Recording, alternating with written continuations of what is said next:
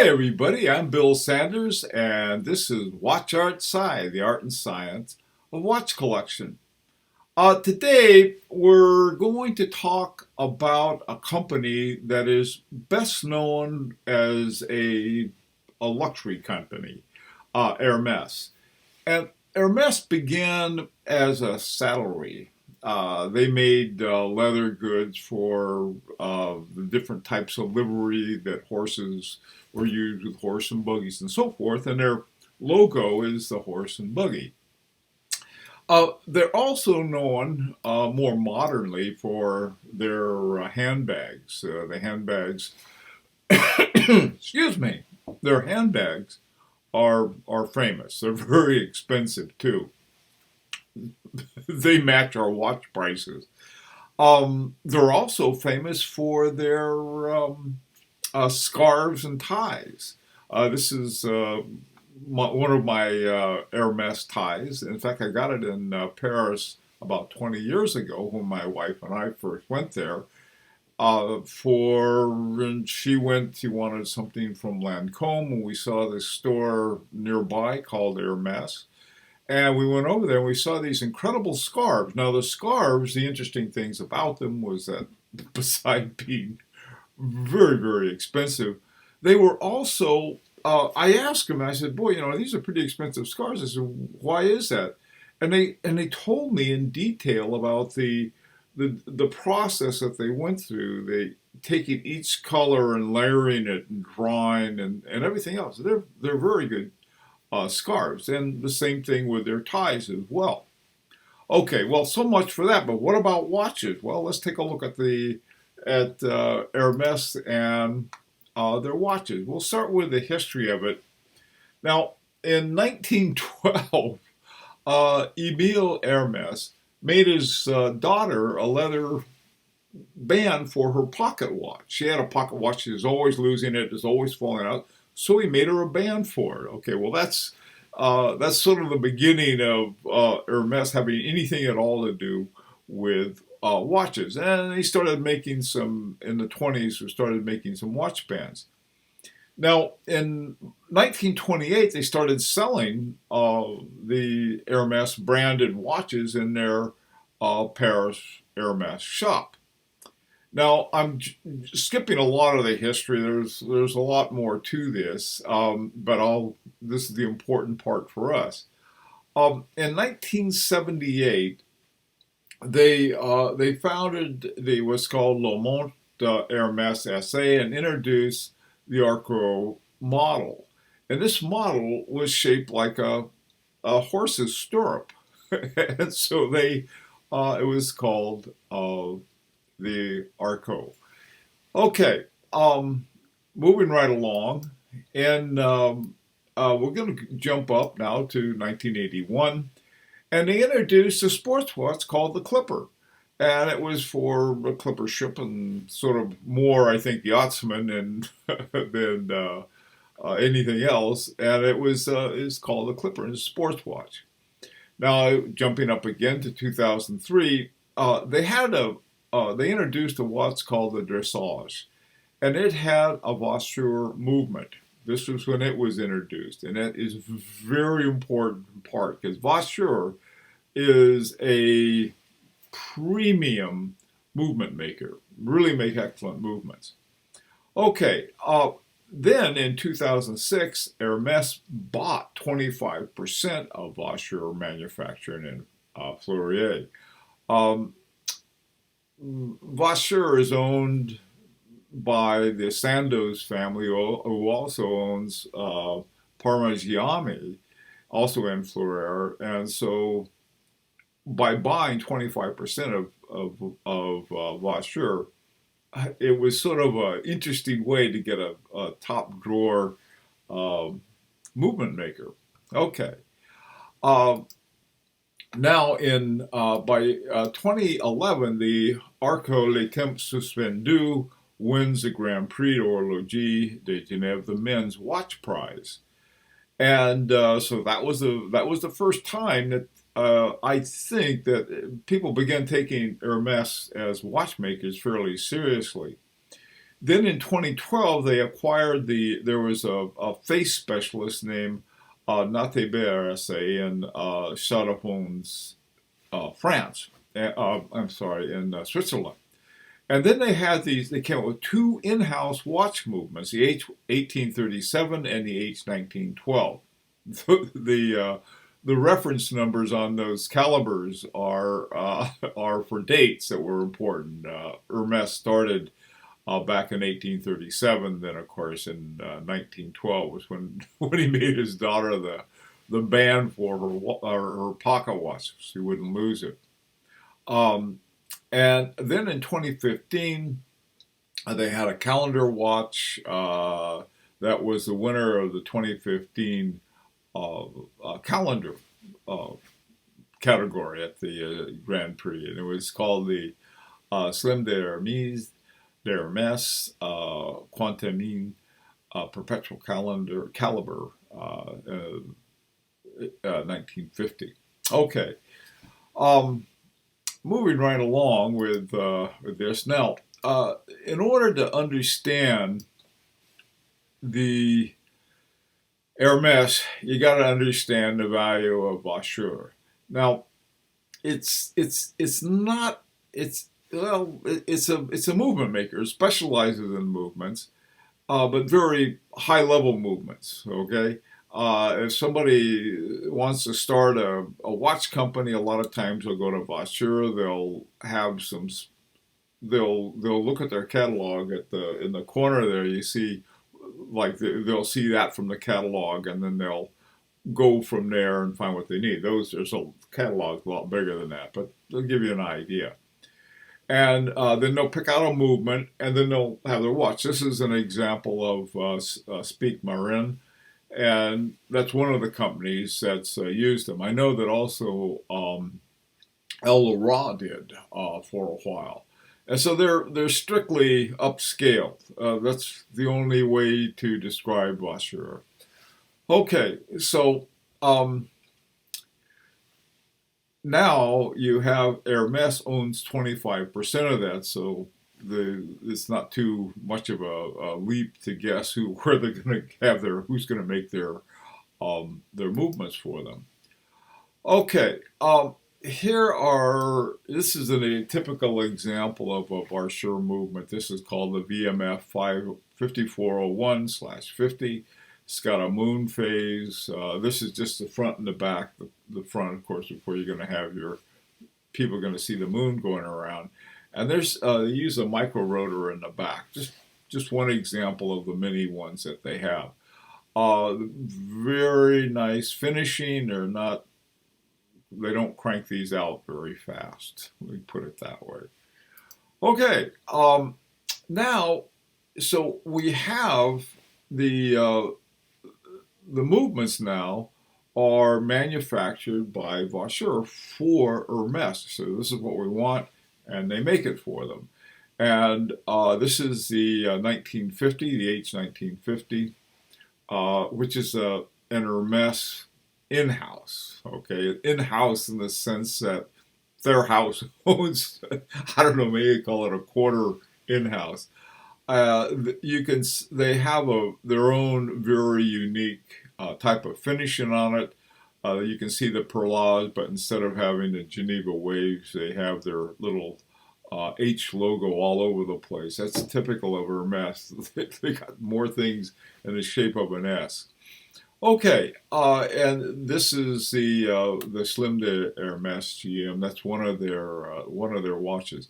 It has the whole thing about this. The Slim de Hermes is the lettering. They have very unique lettering on it.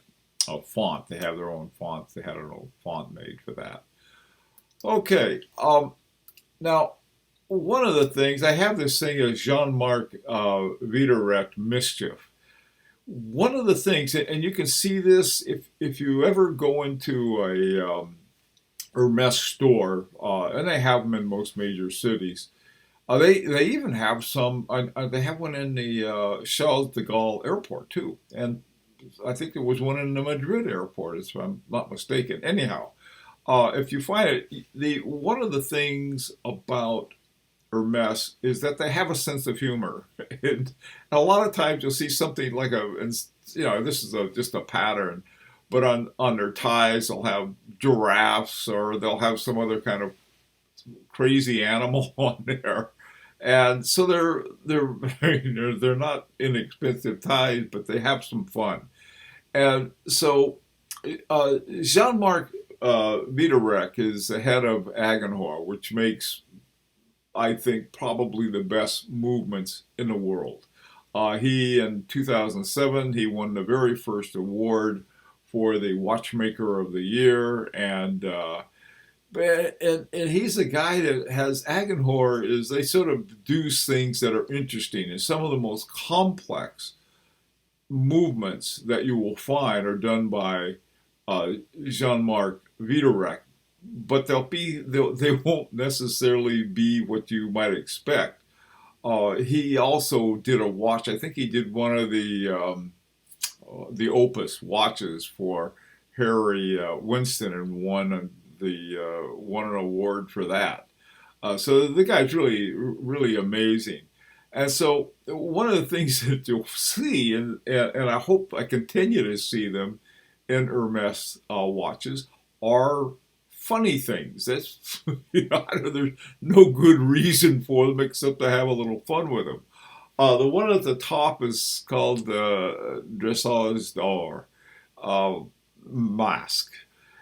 Basically, what it is that it's something like a ratapante, in that the hour hand is hidden under the minute hand, and all you see is the minute hand with the hour hand hidden. And then if you hit a button on it, I think the buttons is on the opposite side of the crown. You hit it, and it'll show up for you.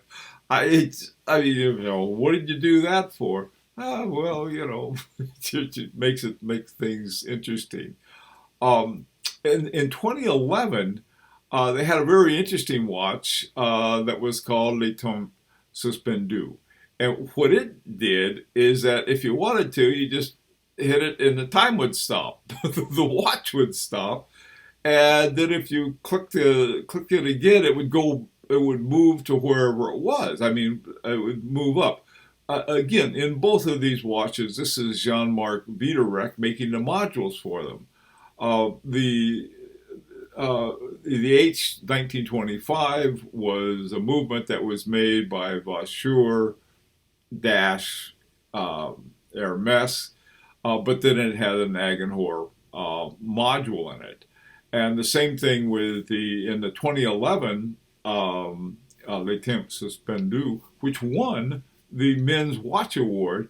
That thing had an ETA in it plus the Agenhor module. Now in 2013, 2 years after they won the award, they gave it its own caliber, H1912, plus again the Agenhor module. By 2013, though, I guess they decided they put it in the subdial. It goes counterclockwise, and it has 6, 12, 18, and 24. And 24 is the address on, what is it, Faubourg Honoré, Rue that's the name of the street that the boutique is on.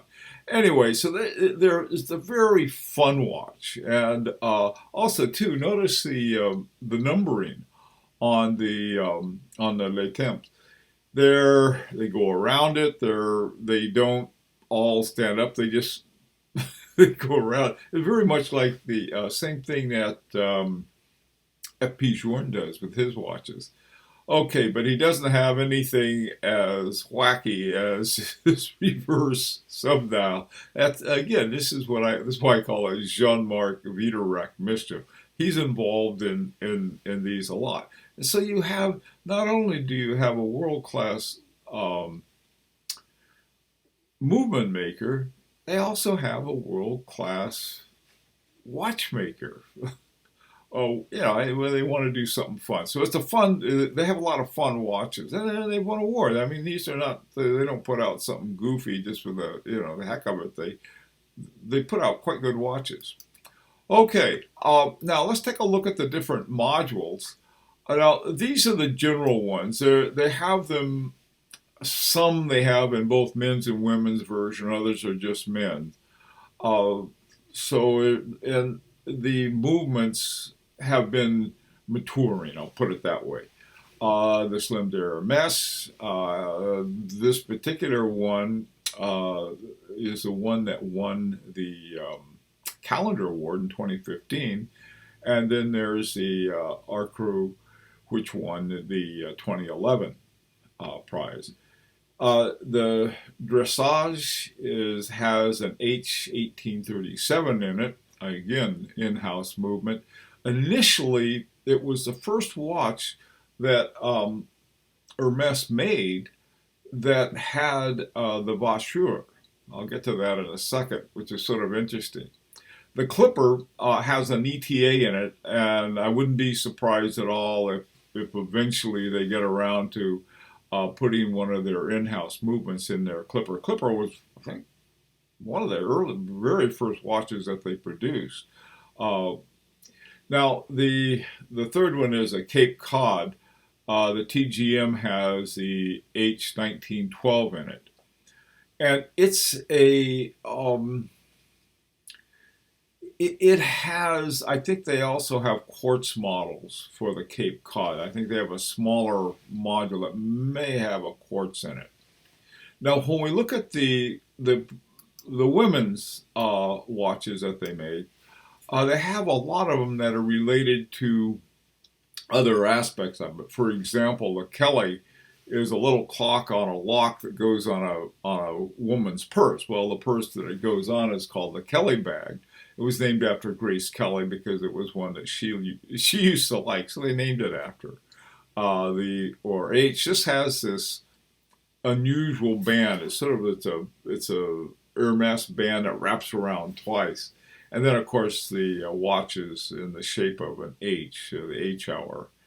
The Faubourg Manchette, this looks a lot like the one that the founder of Hermes first made for his daughter, so she wouldn't lose her pocket watch. Faubourg and Nantucket, these are dressier watches. And the Mador, that thing is, they have a wide range of that going to, they can get very expensive, and this is a little one you can open and close the top on it. Okay, now this last one I wanted to show you is sort of a funny thing. I found this, and all of the other dressage watches, I think, started around $8,000, somewhere in that neighborhood, which is not unusual for a luxury watch. In fact, it's oftentimes considered a bargain for something with high horology. And so I saw this, and it was only $3,690. I thought, wow, that's a heck of a deal. But then I looked at the reference, and I compared the reference number on it with the ones that had the in-house Hermes movement. And in history, the history of Hermes, it shows that the dressage was the first one that had the Vacheur movement. And so what I think this is sort of a new old stock, not too old either. And in it is the Vacheur, which, as far as I'm concerned, I wouldn't mind having that. It's such a good movement. So this was sort of a bargain that I found, but I'm not. The price on it is really very, very good for a new watch of this caliber. I mean, by caliber, I mean this quality. So anyway, sort of an interesting thing, and there's a reference on it, and I think I'm almost positive it's not an ETA because I don't think they made this particular model with an ETA. So it might be a real bargain for somebody who's looking to get up into your higher horology. Okay, well, I'd love to hear your opinion on this. What do you think of this? This is a very interesting company. They there are four watch companies that the foundation of high horology considers to be luxury brands, which is not saying that they're the very best. It's just saying that they also deal with a lot of different other kinds of luxury items, and that's certainly true with Hermes, Louis Vuitton, Mont Blanc, and there's I think Van Cleef is the other one. So it's yes, it's a luxury brand, but it's not a uh, a, a fashion watch. It's not a fashion watch company, but they have a lot of things that are like fashion watch, especially in the quartz ones for the women. They're a little they're much more expensive though than your typical fashion watch. Okay, this might be something that you might be interested in because I think it's a nice way to get into high horology without sort of like a spending crazy amounts of money and like this. Pretty sure it's a Varsur loaded dressage. You can find some real good bargains with that. So let's hear what you have to say. I'd be very interested in your opinion. And this is also an invitation to subscribe if you like. On Sunday, I'll see you again, I hope, with our next collection review. Bill Sanders for WatchArtSci, the art and science of watch collection.